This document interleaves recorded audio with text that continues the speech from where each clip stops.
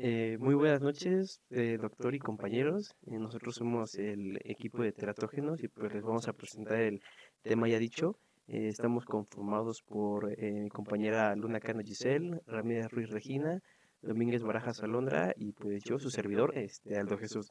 Bueno, vamos a comenzar explicando lo que va a ser la teratología, tipos de teratógenos y pues ya de ahí nos vamos a ir desencadenando para que pues les vayamos desarrollando el tema más a fondo.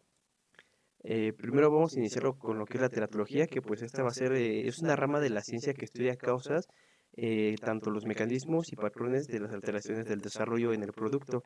Esto quiere decir que va a empezar a estudiar lo que van a ser todo tipo de malformaciones que vaya a haber, todo tipo de agentes estos agentes pueden ser ya sea medicamentos, agentes externos, agentes internos, que van a afectar el desarrollo del producto desde que se da su fertilización hasta su momento de nacimiento. Aunque recordemos que estas causas pueden ser dadas en ciertos momentos durante el desarrollo. Y pues recordar que el momento en el que más se pueden llegar a dar causas de anomalías en cuanto a los productos es a partir de la tercera semana donde se empieza a ver ese tipo de anomalías. Pues es donde es más perceptible a este tipo de malformaciones. Bueno, en cuanto a la clasificación de los errores de la morfogénesis, vamos a tener lo que van a ser las malformaciones, deformaciones, displasias y disrupciones, donde pues a continuación les vamos a dar cada una de ellas. Y bueno, lo que va a hacer que las malformaciones van a ser un defecto morfológico en un órgano o una parte del órgano. Este puede ser que tenga una región del tamaño mayor que se debe a una alteración intrínseca en el proceso del desarrollo. Y pues el término intrínseco bueno, sí implica que el potencial de desarrollo del primordio de un órgano es anómalo desde el comienzo. Hay diferencias en lo que va a ser, por ejemplo, una malformación a una deformación, ya que como tal la malformación va a ser un término que se reserva desde cambios permanentes ocurridos desde la vida intrauterina hasta el final, por así decirlo, que se da desde los inicios, desde que está notoria la malformación hasta el final. Y por lo regular una deformación es algo que va a ocurrir debido a factores que le produzcan al bebé. Por ejemplo, cuando estábamos viendo lo que era las estructuras del apnios, recordemos que las células de apnios hacían líquido amniótico y que tenía que haber cierta cantidad de líquido amniótico en el producto en cuanto a su desarrollo. Sin embargo, si había poco líquido amniótico, se llamaba polihidramnios.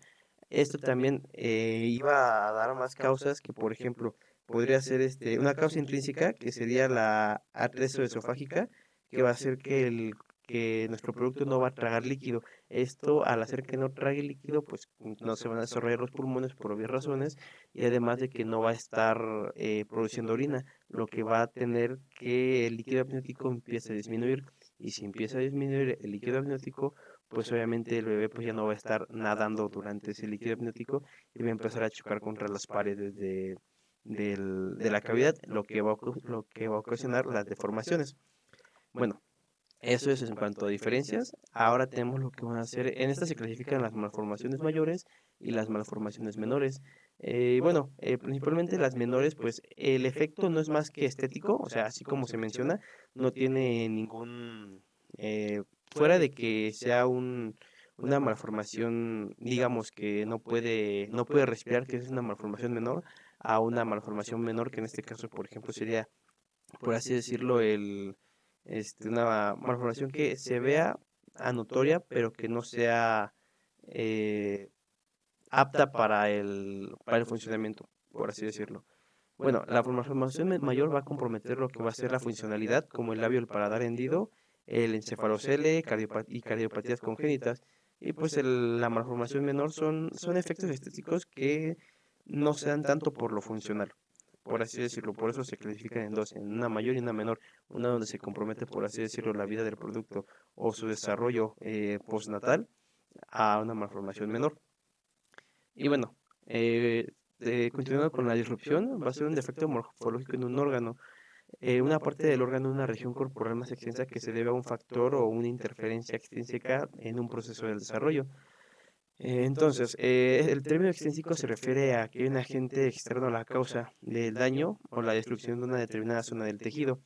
Esto lo podemos asociar más, por ejemplo, cuando llega a haber ciertos golpes, a lo mejor que en tal semana hay una caída por parte de la madre o parte de, de algún efecto que haya sufrido por parte del ambiente, que pues eso incluso también se ve en este tema, pero más adelante, que digamos sufre un golpe la madre, un daño, y pues eso va a hacer que puede llegar a dañar al bebé. Por ejemplo, también tenemos como por ejemplo que el cordón umbilical se llegue a enredar en alguna parte del bebé y pues que esa parte del bebé, ya sea una mano, una pierna o incluso su cabeza, se vea comprometida. Esto va a afectar las estructuras que vienen teniendo un desarrollo normal, como ya se mencionó.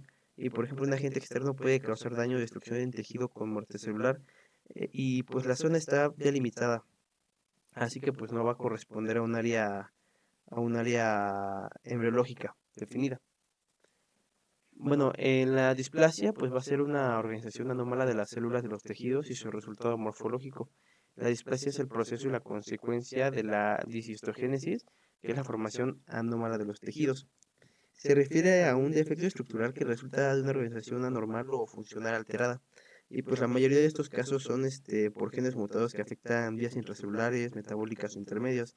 Y pues vienen desde, bueno, no suelen presentarse desde el nacimiento, pero pues suelen ir apareciendo gradualmente durante los primeros años de vida. Pues digamos que, o sea, al momento del nacimiento, incluso durante la vida intrauterina, no se llega a ver que lleguen a tener algún defecto. Sin embargo, cuando comienzan a crecer, a mostrar signos, es cuando se empiezan a ver notorias estas causas, vaya. Y pues las deformaciones, que pues es la configuración o posición anómala de una parte del cuerpo que se debe a fuerzas mecánicas. Esto pues lo mencioné hace rato, que es la diferencia entre una malformación y una deformación. La malformación generalmente va a venir ya desde el nacimiento y una deformación puede que se vaya dando con el tiempo, pues, o sea, mientras uno va a ser a nivel celular, por así decirlo, otra va a ser como que a nivel mecánico. Y pues esto lo mencionaba como hace rato, el hecho de que a lo mejor no tenga suficiente líquido amniótico puede ocasionar que el producto esté chocando contra las paredes, lo que puede ocasionar, bueno, por ejemplo, los pies en silla de mecedora, o que incluso su cara se empiece a deformar por el hecho de que está golpeando directamente con la pared, y pues al momento de que golpea, pues el desarrollo se va a ir dando, y como no tiene suficiente líquido para nadar, pues no va a estar, mm, no va a estar, se va a adaptar su cara se va a aplastar, por así decirlo, se va a aplastar y pues no se va a desarrollar de una manera correcta. Además de que pues también no va a empezar a tener pues su movilidad motora que debería de tener cuando tenga que nadar. Y pues al contrario del polidromio, que es, no, bueno, a la diferencia del oligodromios, que es donde se ven estas causas, que es la falta de líquido amniótico, también en el caso del poligodromios, que es en donde hay más líquido amniótico, también puede haber este otro tipo de consecuencias. Y bueno, las causas de oligodromios, pues recordemos que es pues que puede que el producto no tenga riñones, o que incluso no tenga eh, la capacidad de tragar líquido amniótico para que lo desarrolle. Son problemas renales, por así decirlo. Y pues el caso también de que no tenga un buen desarrollo pulmonar, no va a tener espacio y pues el producto va a quedar limitado, ya así como se mencionó. Aquí vamos a tener unos conceptos que pues a continuación se les van a explicar. Mic off. Bueno, se tiene que tener claro la diferencia entre defecto, malformación y alteración congénita. El defecto congénito es aquella que se manifiesta desde el nacimiento, ya sea producida por un trastorno ocurrido durante el desarrollo embrionario, durante el parto o como consecuencia de un defecto hereditario. La malformación congénita son alteraciones anatómicas que ocurren en la etapa intrauterina y que pueden ser alteraciones de órganos, extremidades o sistemas debido a factores medioambientales, genéticos, deficiencias en la capacitación de nutrientes o en el consumo de sustancias nocivas. La alteración congénita es una mutación de un alelo que produce un cambio que lleva a la pérdida de su función y que se hereda por leyes mendelianas.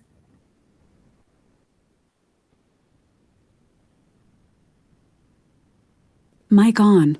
Bueno, aquí tenemos los 4 principales conceptos de la teratología, que van a ser lo que van a ser mecanismos, patogénesis, vías comunes y defectos finales. En cuanto a mecanismos, vamos a tener que son esos factores que pueden alterar el desarrollo normal de un embrión y son los mismos que determinan dicho desarrollo. Por ejemplo, la inducción, diferenciación celular, muerte celular, crecimiento y motilidad celular. La patogénesis, que es el proceso por el cual se desarrolla una enfermedad o un trastorno y que puede incluir los factores que contribuyen no solo a la aparición de enfermedades o trastornos, sino que también a su progresión o su mantenimiento. Las vías comunes, que pues van a ser, serán más macroambientales, ya que son las que más afectan al producto, que también entran extrínsecas e intrínsecas, y pues esto se va a dividir en 3 vías que son macroambientales, macroambientales y microambientales, pero pues eso los vamos a ver más a fondo un poco más adelante. Y los efectos finales, que pues ya en este caso puede que sea la muerte embrionaria, retardo del crecimiento, patrones distintivos de las malformaciones, y pues todo ese tipo de cosas. Hace rato en el ejemplo que les daba, por ejemplo, cuando hay mucho líquido amniótico, pues a lo que puede llegar a ocurrir es que el producto pueda nacer antes de tiempo por el exceso de líquido que hay. También se me olvidó mencionarles que en cuanto a las anomalías, hay lo que son anomalías aisladas y anomalías múltiples, que las anomalías aisladas son, por así decirlo, parte del cuerpo y que ocurren en un defecto localizado, pero el resto del desarrollo embriológico sigue normal. Y pues las anomalías múltiples ocurren simultáneamente en la misma persona, tiene implicaciones diferentes tanto en etiología como en pronóstico. Y por lo general, 2 anomalías mayores suelen ir acompañadas de otras menores. Por ejemplo, no sé, digamos que si hay una anomalía de poco líquido amniótico, pues, como se mencionaba, puede que tenga los pies en forma de cuna y pues incluso que su cara la tenga un poco aplastada por el hecho de que no está nadando lo suficiente. Y bueno, aquí hay un pequeño cuadro clínico en la clasificación morfológica de los defectos, donde tenemos lo que es el defecto congénito, el periodo de afectación, su mecanismo y su variabilidad clínica. Que, por ejemplo, tenemos que el defecto congénito de una malformación es en la embrionogénesis y pues su defecto puede ser intrínseco o desconocido. La descripción, que es intermedio en la organogénesis, que pues ya recordemos que es la formación de los órganos, y pues ya se había mencionado que la descripción, que son teratógenos que van a empezar a dañar, bueno, se van a ver notorios en los órganos. Las deformaciones, que pues eso, como le dije, es la diferencia entre una malformación y una deformación, que la deformación es tardía, ya que va a ser por fuerzas mecánicas anormales que se den. Esto pues es importante que lo entiendan porque hay mucha confusión entre una malformación y una deformación. Recordemos, para que sea fácil, que una malformación va a ser a temprano desarrollo, y además de esto va a ser ya por parte del embrión, por así decirlo, y una deformación va a ser a tarde desarrollo y va a ser por fuerzas mecánicas ocasionadas. Mic off. Bueno, vamos a ver los tipos de alteraciones morfológicas. Hipoplasia, aplasia, hipertrofia, atrofia, agenesia, simplasia y bueno, hay más, pero para ir ya, bueno, para explicarlas, no sé si le puedes pasar a creo que es la ITSE, Porfis. Gracias. Eh, la hipoplasia y la hiperplasia, su diferencia es, la hipoplasia son alteraciones que son como resultado del decremento en el número de células, y la hiperplasia es el incremento, alteraciones por el incremento en el número de células.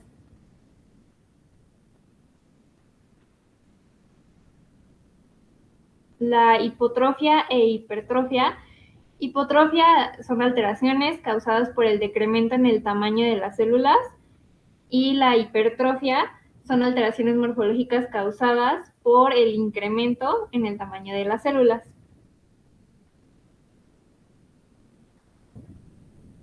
La agenesia se refiere a la ausencia de un órgano, la aplasia, la falta de desarrollo de un órgano, la atrofia, decremento en el desarrollo de un tejido u órgano causado por la disminución en el tamaño o número de células, y la atresia, ausencia de luz o cavidad en una estructura hueca.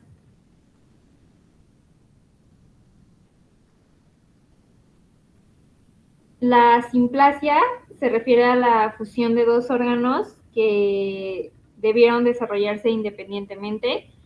La ectopía, desarrollo de una estructura u órgano fuera de su posición normal. Esquizoplasia, duplicación o separación de estructuras que debieron desarrollarse juntas. Y la coristoplastia, dos órganos ocupan posiciones inversas.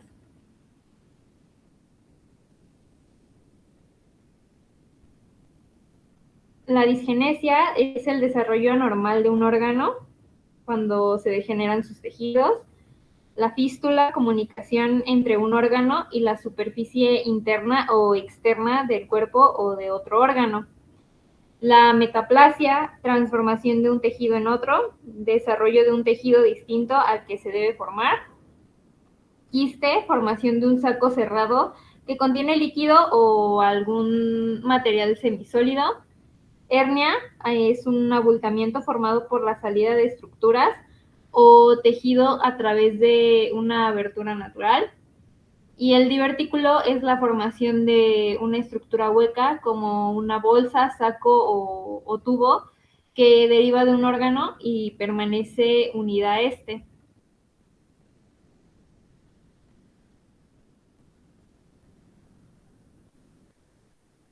Mic on. Bueno, pasando un poco a lo que van a ser los patrones, estos vamos a tener que va a haber una secuencia de efectos de campo, síndrome y asociación. La secuencia va a ser un patrón de defectos múltiples causados por un único defecto estructural conocido como supuesto o por un factor mecánico.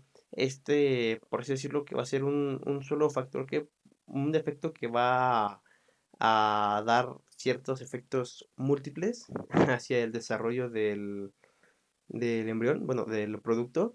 El defecto de campo, que va a ser un patrón de defectos que se le debe a la alteración de un único campo del desarrollo. El síndrome, que es un patrón de defectos múltiples que parecerán estar relacionados entre sí desde un punto de vista patogénico, pero que no representa ninguna secuencia única ni un defecto de campo poliotópico. Y la asociación, que es la aparición no alteratoria de dos o más individuos de defectos múltiples que no representan un defecto de un campo politópico, una secuencia, ni una secuencia ni un síndrome. Estos pues son conceptos generales, por así decirlo. Y pasando a lo que va a ser, lo que van a ser los agentes teratógenos, bueno, van a ser factores como los medicamentos, los virus que van a causar malformaciones congénitas en el incremento y en el desarrollo de este embrión. Ahora, para comenzar a ver esto, se van a diferenciar en cuatro tipos de desarrollo. Se clasifican en cuatro tipos, lo que van a ser los biológicos infecciosos, los físicos, que pueden ser radiaciones y temperatura, agentes químicos como medicamentos y otras sustancias, y el mismo metabolismo de la madre. Pasando a lo que van a ser los infecciosos, van a ser agentes que tienen la potencialidad de atacar a los fetos intrauterinos como los virus, las bacterias y los parásitos. Los físicos, que son agentes externos que pueden llegar a afectar potencialmente el producto, esto ya lo me había mencionado, que son como golpes, lesiones que pueden llegar a tener la madre durante el momento del desarrollo. Los medicamentos, que esto es muy importante porque incluso ahorita les voy a explicar un poco más adelante por qué, pero pues son de todos aquellos medicamentos o sustancias que pueden llegar a causar alguna anomalía en el producto, y de esto se va a haber una asociación llamada FDA, que va a ser la entidad reguladora del uso de los medicamentos. Y los genéticos, que pues son enfermedades maternas que pueden tener efectos sobre el feto, porque incluso se ha demostrado y pues se han visto que eh, hay ciertas enfermedades que pues son hereditarias. Bueno, aquí está lo que les decía, que el FDA, que va a ser el estudio, eso se va a clasificar, por así decirlo, en cada reverso de los medicamentos va a traer su serie de instrucciones y va a tener lo que va a ser una letra. Estos van a ser, son estudios que se hicieron. Cada letra va a representar, por así decirlo, lo que puede llegar a pasar como un modo de advertencia de qué tan riesgoso es que ese medicamento le pueda llegar a afectar al producto. En cuanto a la letra A, tenemos que los estudios controlados en mujeres no evidencian riesgos para el feto durante el primer trimestre y la posibilidad de daño fetal. Aquí pues no puede, como se dice, no representa ningún riesgo para el producto mientras esté tomando este medicamento. En el nivel B tenemos que los estudios en animales no indican riesgo para el feto y no existen estudios controlados en humanos o estudios animales si indican un efecto adverso al feto, pero en estos estudios bien controlados con mujeres gestantes no se ha demostrado el riesgo. Pues como se da a entender, a pesar de que no indican riesgo del feto, tampoco hay estudios como tal al 100% que lo indiquen. En el nivel C tenemos que los estudios en animales han demostrado que el medicamento ejerce efectos teratógenos o embriocidas, pero no existen estudios controlados con mujeres o no se disponen de estudios en animales y en mujeres. Bueno, aquí estamos entrando más al área teratogénica que como tal, sí ya se ve que han estado, hay medicamentos que producen efectos teratogénicos, sin embargo todavía no hay estudios como tal al 100%. Y en el nivel D ya es donde existe una evidencia positiva de un riesgo fetal en humanos, pero en ciertos casos, por ejemplo, en situaciones de amenazas o enfermedades graves, las cuales se pueden utilizar medicamentos más seguros a los que se pueden dar en este caso. Y pues los beneficios que puede hacer el medicamento aceptable a pesar de sus riesgos. Y pues ya en el nivel X, que ya los estudios en animales y en humanos se han demostrado anormalidades fetales o existe evidencia de riesgo fetal. Como tal, son niveles que se van a ir basando para que se tenga un conocimiento previo de lo que puede llegar a consumir un medicamento una mujer para que pues no ponga en riesgo la vida de su bebé, la vida del producto, más bien por así decirlo. Mic off. Bueno, en los humanos, al igual que en muchas especies, la interacción de la madre y el producto de la gestación es muy estrecha durante el embarazo. Las condiciones ambientales y maternas influyen en el desarrollo normal o anormal del producto de la gestación. Eh, ah, durante el desarrollo embrionario y fetal, el individuo se encuentra rodeado por un macroambiente, macroambiente y microambiente. El microambiente incluye los factores extrínsecos como el útero, las membranas ovulares y estructuras extraembrionarias del embrión, y a los factores intrínsecos o propios del embrión, como el genotipo. Dentro de las alteraciones uterinas que pueden tener influencia en el desarrollo fetal, se encuentran los miomas, fibromas, útero bicorne, bidelfo y septado.